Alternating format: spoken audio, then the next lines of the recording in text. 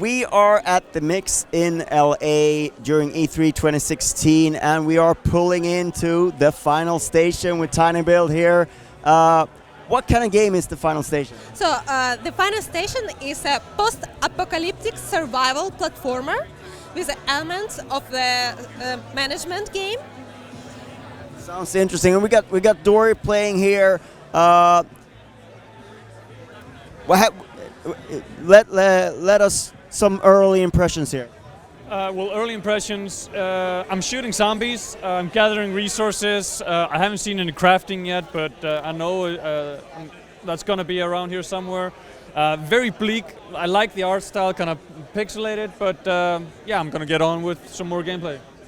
Yulia is dying to tell us more about the craft. Yes, I do. Wow, spot on. Yes, there is crafting. Crafting is actually back on the train, but he cannot go back on the train because the game doesn't allow him. He needs to find some very essential components, no spoilers here, in order to get back on the train. So there is crafting, there is survival elements, there is ethical decisions you have to make. So there is quests you can receive in the game. From when you find the towns with actually live inhabitants, you can get the quests, you can sell things, you can buy things, etc. And the game has total 5 chapters. And right now it's in the beta stage, and it's going to be out in August. So yeah, there's a lot of information for you. So. I gotta ask about some of those things. Ethical dilemmas. What kind of things are you faced with here in this game? I can sort of sense that maybe life and death is on the line here. Yes, the life is and death is definitely on the line. When you save people, when you have survivors that join you on a train, and sometimes you have to choose who is going to die because you would have enough med kits, enough of food, provisions for only one person, for example. So you have to take these decisions. It's up to you. Yeah, and it's those tough choices of whether you're going for the things like the hard things, like who is more important to me and who is most important to the group, or if there's someone that you really like and you don't. Maybe it's a personal choice. Well, actually, yes, you have to think who is going to be more important to me, who is more useful, because some people will be able to craft things for you, and once they arrive to the checkpoint, they might give you something good for preserving their life. I mean, when they die, you also collect their loot, but not as much. So yes. This is a decision you have, and of course, you have to fight bad guys. You have to save your provisions. You have always in your mind the thought, oh, do I have enough of this, enough of that? Pretty much like real life, except in the game, the final station. The game is inspired by a Soviet sci-fi, and is being developed in Russia. What's that sci-fi? What's it called? And so the sci-fi stories by brothers Strugatsky. They're famous by Stalker, Stalker series. Yes. So I think you made it back on the train.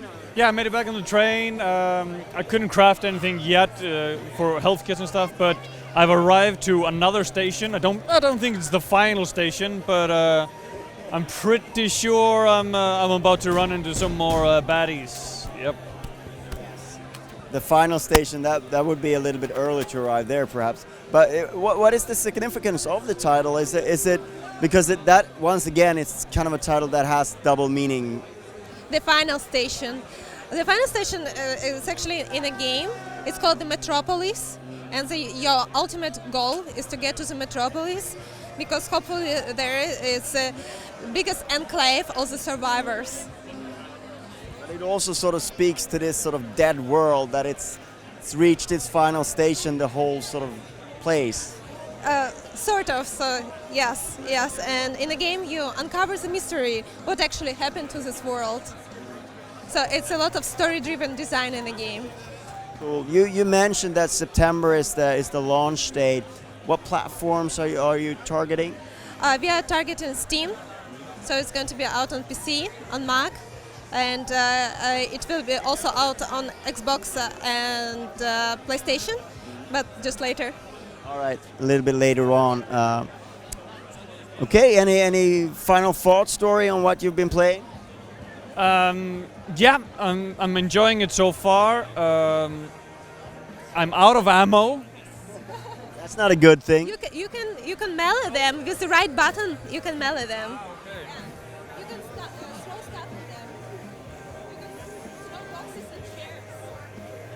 I really like the design of those enemies because it's so minimalistic, but it's so still expressive. Yes, I mean they look scary, and it's so interesting. People call this the Dark Souls of 2D platformer because they stand by the door and like they're afraid. They open it and they run back because they don't know what's there behind the door. So it can be pretty stressful, pretty scary game, and it's not an easy game. That is an interesting mechanic of sort of not being able to see what's next, even though it's sort of a side scroller where you would know what's next. Yes, yes. So yeah, this is a game. This is the final station. All right, Dóri, I think, are you ready to wrap it up, or, well, I just got killed in the bathroom. story of your life. Yeah. Amazing, amazing. Never open that unknown stall. Okay, it's true. You never know who's doing their business there. Yes. All right. Thank you so much for your time. Thank you guys. It was a pleasure.